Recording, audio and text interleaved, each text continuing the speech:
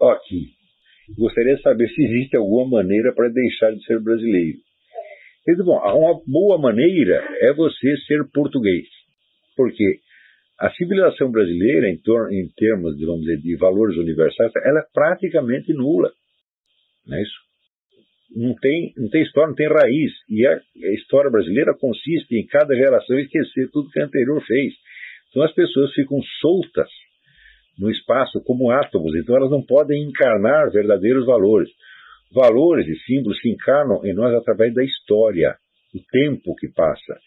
E, vamos dizer, da vivência, revivescência consciente, tá certo? De símbolos historicamente consagrados que incorporam valores. Quando você fala, por exemplo, a imitação de Cristo, né, eu digo, o que seria a imitação de Cristo se não tivesse, né, documentos, monumentos, histórias que foram sendo acumulados ao longo de muito tempo, né? Então você precisa da mediação histórica para isso. E não tem, então, não tem nada, vai ser um Cristo imaginário que você inventou da sua cabeça. Tá, né? Para você incorporar efetivamente valores humanos, é preciso que eles tenham chegado para você através da documentação histórica e da educação. E aquilo vai sendo passado, então, de geração. Passado de muitas maneiras, passado através de livros, passado através de personalidades que você conhece, pessoas que você conhece, que encarnam aquilo. São, vamos dizer, personalidades admiráveis que você conhece e que, de algum modo, encarnam aquilo. Personalidades de sábios, de heróis, de santos, etc, etc. Se não tem isto, então, meu filho, os seus modelos são tirados do programa do Faustão, da Folha de São Paulo, da USP, e é tudo muito pequeno e muito mesquinho demais. Você vê a nossa própria literatura, ela praticamente só tem mesquinharia, né? O ex-ministro da Cultura, Jerônimo Moscardo, dizia que temas da literatura brasileira são os seguintes: ele usou a minha cueca, né? Então esses são os problemas, bagatelas de que fala, né? Então, a primeira maneira de você se livrar disso é você confessar isso. Dizer, olha, aqui eu sou um cara que só vivo na mesquinharia, no insignificante, eu não conheço nada de grandioso, tá certo? E quando eu vejo, acho esquisito e fujo e não acredito que existe. Para o brasileiro não acredita que existe virtude, não acredita que existem pessoas boas, nem isso ele acredita. Pessoa boa, para ele que dá um exemplo de pessoa boa, ele diz Albertinho. Eu digo, não é isso? Então, eu ainda conheci algumas pessoas boas. Eu conheci o Dr. Miller, conheci o Padre Miguel Pedroso, conheci o Padre Caetano de Vasconcelos. São pessoas de outras épocas. Você via que elas incorporavam algum valor, que não vinha da cultura brasileira, né? Vinha da formação religiosa que tiveram, e no caso do Miller, da cultura suíça que ele tinha absorvido e da influência que teve da influência pessoal do Zondi, que era de uma grandeza extraordinária. Então, muitas coisas você tem que incorporar através de imaginação. E quando você viajar pelo mundo, se tiver oportunidade, procura as coisas mais antigas e procura ver há quanto tempo elas estão lá. Por exemplo, quando viajei pela França e vi um aqueduto construído por Júlio César, né? Um aqueduto em quilômetros e quilômetros e quilômetros e quilômetros que levava água para uma cidade. Eu digo, você vê aquela obra de engenharia feita 2000 anos atrás. Eu digo, os caras não conseguiram construir um negócio desse hoje. Né? E você vê aquelas catedrais antigas que foram construídas com sacrifício de muitas gerações, né? Você vê aqueles negócios imensos, fala, como os caras levantavam a pedra até lá, quanta gente deve ter morrido, dado a sua vida, né? Dado assim, com prazer, como sacrifício para o Cristo, tá entendendo? Para construir isso aí. Então,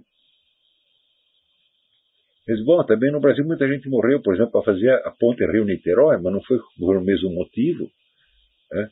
Então não incorpora o valor humano, né? Muito menos um valor divino. Então o mundo está cheio de coisas grandiosas, maravilhosas, não tem o sinal de Deus, o sinal da eternidade marcado na história, pô. aproxime-se disso, absorva isso, tá entendendo? Não vai só pelo gosto, eu gosto disso, eu gosto de ouvir Bach, para com esse negócio. Né? Se você vai só pelo que você gosta, você vai gostar sempre da mesma coisa e vai entrar no repetitivo. Não se trata do gostar, né? Trata de absorver e compreender. Tá certo? Leia as vidas dos santos. Mas não vem com um negócio de carolice para cima de mim, você tá entendendo? Porque as pessoas, elas leem um pouco disso, elas já começam a falar em linguagem evangélica, tá certo? Ou então abre a boca, parece que São Tomás de Aquino está falando. Isso é tudo, vamos dizer, é imitação grosseira. Você tem que imitar o fundo. Tá? Então, faça o seguinte teste. Experimente ser bom. Ser muito bom. Generoso, perdoar sempre as pessoas. Sempre, por dentro e por fora.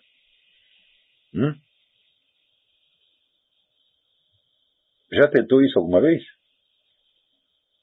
Ou faça outro experimento mental. Diga assim, de agora para diante, tudo que me acontecer é culpa minha. Não vou culpar mais ninguém.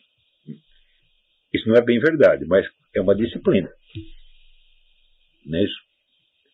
Quando você se irritar por pequena coisa, engula, fique quieto e faz de conta que não aconteceu, porque não tem coisa mais deprimente e mais prejudicial do que você se irritar por pequenas coisas. Por exemplo, com crianças.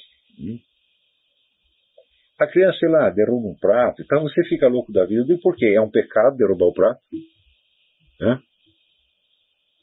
A criança cagou na fralda na hora que você estava pensando nessa coisa, é pecado, ela fez alguma coisa moralmente errada. E mesmo que fosse moralmente errado, não é para você condenar. Então pensa assim, aquilo me incomodou. Fala, mas é pecado incomodar você? Quem é você? Então assim, olha, não é pecado incomodar o Olavo, não é pecado encher o saco do Olavo. Então por que eu vou ficar bravo com essas coisas? Pensa assim, da onde dentro eu só ficarei bravo com aquilo que ofender a Nosso Senhor Jesus Cristo, Nossa Senhora, ou o Espírito Santo. Se ofender só a mim, menos é fregar. Experimenta isso. Daí você vai ver, mesmo que você esteja no Brasil, sem ocasião de sair daí, você já vai se elevar acima da sociedade. Claro que você vai sofrer, as pessoas não vão te entender, mas e daí? Qual é o problema de não te entenderem? Quem jamais foi compreendido neste mundo? Então, assim, acredite que existe a verdadeira bondade, que existe a santidade, que existe o heroísmo. Acredite nessas coisas, porque elas existem mesmo. Agora, da sociedade brasileira, elas não fazem parte. A mesquinharia é obrigatória. É disso que você tem que livrar, não é tanto do país. Quer dizer, não adianta, o brasileiro sai do país e ele vai estar lá observando a Catedral de Chartres como ele observaria um supermercado. Não é isso? Esses ministros, altos funcionários brasileiros, eles vêm aqui só para comprar bugiganga. Dona Dilma, o que você acha que ela vem fazer aqui? O pessoal entra aqui e sai daqui. Eu digo, bom, deixa eu ler os livros do Thomas Jefferson, ler os discursos de Lincoln, ler o que George Washington ensinou, aprender sobre a Guerra Civil. Afinal de contas, existe uma experiência histórica aqui e muito rica. Não, o pessoal não quer saber de nada, pô. Eles querem ir comprar bugiganga em Miami. E ainda sai julgando o país. É uma coisa incrível. Olha, isso aí eu aprendi há muito tempo que a gente não deve ser assim. Você deve ser um bom viajante. Quando você chega num país, você deve tentar ver tudo com amor. E com respeito. E não você já ficar criticando o país. Afinal de contas, você acabou de chegar, porra. Então, os países que eu visitei, eu tenho muito amor por eles. Até pelo México. O México foi o que eu menos gostei. O México teve muita coisa ruim lá, muita bucharia, etc. Eu digo, mas eu raramente vi um povo tão alegre quanto o mexicano, porra. E a música popular tão maravilhosa quanto a mexicana, que dá de 10-0 na brasileira. Na Colômbia, na Romênia. Eu vi modos diferentes de ser que trazem em si uma virtude, uma riqueza. Tá certo? E aqui na América, então, nem se fala. O que eu vi de exemplo de bondade, de honradez aqui, mas pessoa comum, você está entendendo? Uma coisa fundamental. O americano se preocupa sempre o seguinte: qual é a coisa certa que eu devo fazer? O brasileiro nunca faz essa pergunta. Ele parte do princípio de que ele é o certo, ele é a encarnação do bem e o que for contra ele está errado. Então nunca aprende nada, porra. Hã?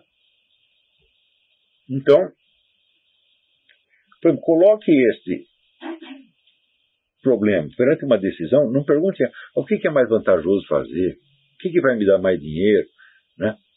O que vai melhorar a minha... Não, pergunte qual é a coisa certa para eu fazer. Ou dito de outro modo, como eles colocam aqui, o que Jesus faria. Não existe outro meio de você incorporar, né, o bem. O bem só tem uma fonte.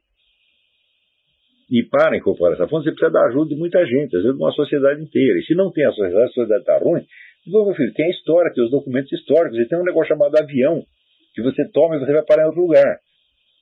Né? Tá bom?